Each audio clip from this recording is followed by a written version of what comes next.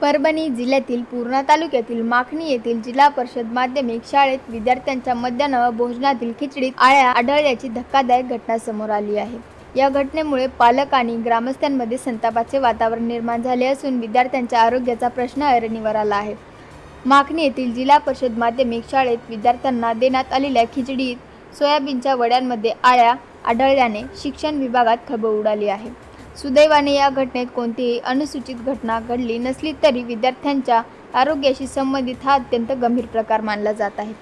शालेय व्यवस्थापन समितीचे अध्यक्ष औरंगगड यांनी प्रसारमाध्यमांशी बोलताना खिचडीत आळ्या आढळल्याची घटना घडल्याची माहिती दिली। मात्र एवढा गंभीर प्रकार घडूनही अद्याप कोणती अधिकृत चौकशी अथवा कारवाई झालेली नसल्याचे समोर आले आहे।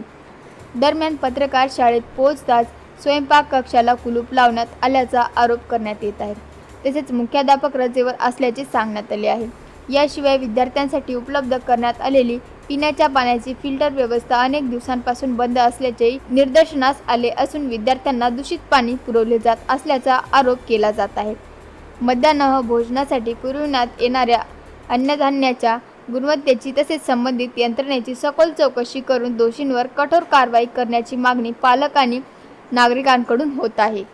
ते आपला युवा राज्य न्यूज TV लाईव्ह मध्ये आणि ताडकस पासून जवळच असलेल्या पूर्णा तालुक्यातील माखणी येथे जिल्हा परिषद प्राथमिक शाळेमध्ये एक गंभीर प्रकार घडलेला आहे की इथं लेकराचं जे जेवायसाठी भात केला जातो आणि ते सोयाची त्याच्यात भाजी केली त्याच्यामध्ये अक्षरशः आळ्या निघालेल्या आहे आणि हे मुलांच्या आणि विद्यार्थ्यांच्या जीवाशी खेळण्यासारखं झालं। याच्यामध्ये जे बी दोषी आहे पुरवठा कोणाकडे आहे आणि प्राध्यापकाने त्याची तपासणी करून त्याला चेक करून का दिलं नाही लेकराला हे आपल्याला इथं आपण आलेलं आहे। ते तपास आपण काय केलेलं आहे आणि आतापर्यंत याच्यात कुणाची चूक आहे ते आतापर्यंत अद्याप कळालं नाही।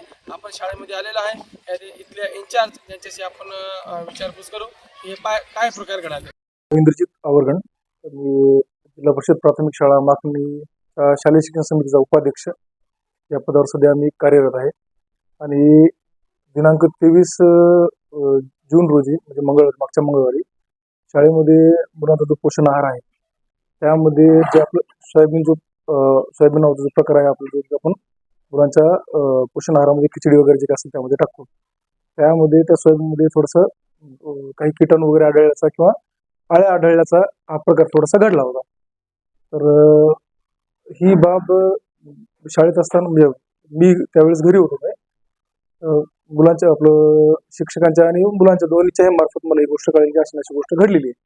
ठीक आहे, मग त्या दिवशी मी शाळेवरून सगळ्यांना सूचना दिली की ही खिचडी कोणी खायची नाही, मुलांनाही खाऊ घालायची नाही आणि जे काय झालं असेल ते पूर्ण फेकून द्यायचं। त्याच्यानंतर लगेच दुसऱ्या दिवशी आमची शालेय व्यवस्थापन समितीची आणि सर्व शिक्षकांची आणि पालकांची सुद्धा मीटिंग झाली। त्या मीटिंगमध्ये जे आमचे आचार्य आहेत मुलांना पोषण आहार बनवाय राम आवरगण आणि सीता आवरगण हे जोडपं, त्यांना मीटिंगमध्ये बोलवलं। त्यांना असं विचारण्यात आलं की नक्की काय प्रकार घडला होता। त्यांनी सांगितलं की नेहमी आपण टाकतो, याच्या अगोदर कधी अशी गोष्ट घडली नव्हती। आता झालं उन्हाळ्याचा मार होता, म्हणजे मार्च किंवा एप्रिलमध्ये आलेला हा पोषण आहाराचा हा मार आलेला होता, कारण त्याच्या अगोदर शाळा सुरू होऊन जवळपास मला वाटतं 8-10 दिवस कधी झाले, तेव्हा कधीच नाही असा प्रकार झाला। आणि आजपर्यंतच्या इतिहासात शालेय पोषण आहाराच्या संदर्भातली ही पहिलीच वेळ आमच्या माखणी शाळेवरची ही असा अनुचित प्रकार घडला। परंतु सुदैव काही गोष्टी टळल्या, सगळ्या शिक्षकांच्या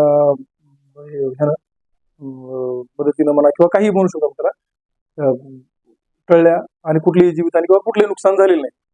कारण नाही, परंतु तुम्ही आतापर्यंत शालेय समितीने आणि प्राचार्याने किंवा तुमचे केंद्र प्रमुखाने आतापर्यंत तशा सूचना आम्ही दिल्या होत्या, मुख्याध्यापकांना आम्ही तशा सूचना दिल्या होत्या। कोणाची चूक आहे आता सर हे चूक म्हणले चूक जर म्हणली तर ही चूक सरासरी आता आपण वैयक्तिक आपण कुणावर ढकलू शकत नाही। आपण हे जर असेल, कारण हा माल आपल्याला शासन देते, पॅकिंगचा माल असते पूर्ण, आतमध्ये काय असं नवी पॅकिंग दिसते, तेवढा कोणी संशय घेणार त्याच्यावर काय असेल काय नाही आतमध्ये। सर प्रकार खूप गंभीर आहे, हो नक्कीच, या प्रकाराला मी निश्चित शासनाला धरू शकतो मोठे, कारण की जिल्हा परिषद शाळामध्ये हा माल विद्यार्थीवर शक्यता असते. तर याच्यामुळे आतापर्यंत ते काही पाठपुरावा लेखी केला नाही. त्याच्यात चूक कोणाची असेल ते आता त्या गोष्टीवर आम्ही सविस्तर म्हणजे चर्चा करू काही झाले का नाही, कारण आज आमचे मुख्याध्यापक रजेवर आहेत, त्यांच्या मुलाची तब्येत बरोबर नसल्यामुळे त्यांच्या मुलाचं ऑपरेशन झालं आहे, त्यामुळे ते कालपासून रजेवर आहेत आमचे मुख्याध्यापक.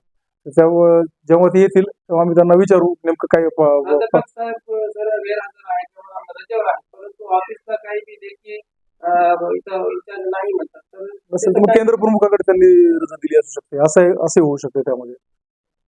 आता तो ते एक्झॅक्टली ते आपल्याला काय सांगू शकणार नाही, कारण त्यांचं आणि माझं काय जवळपास एक कालपासून काय म्हणजे शनिवारपासून त्यांचं आणि माझं बोलणं झालं नेमकं काय झालं ते. फक्त मी काल शाळेवर आलो होतो तेव्हा प्रशिक्षकांनी सांगितलं की बुवा वेगळ्या खात्याचं काही आता नाही, आता सध्या तरी आम्ही पूर्ण हा तर ते पूर्ण अन्नधान्य आम्ही जे काय आहे ते व्यवस्थित पूर्ण तपासूनच पुढे त्यावर प्रक्रिया करत आहोत.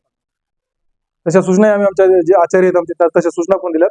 अगोदर कुठलंही अन्नधान्य शिजवायच्या अगोदर जो काय आपला पोषण आहार आहे ते शिजवायच्या अगोदर आता पूर्ण जे आहार तुझ्यापाशी आहे ते अवेलेबल ते दाखवायला काय अडचण नाही. ते चावी बहुतेक शाळेमध्ये ठेवलं नाही. जे आमचे आचार्य आहेत ते सध्या कामावर गेलेत कुठेतरी आणि त्यांचाही फोन बंद येतोय, तर चावी जवळपास त्यांच्याकडेच आहे, तर त्यामुळे थोड्या अडचणी येईल.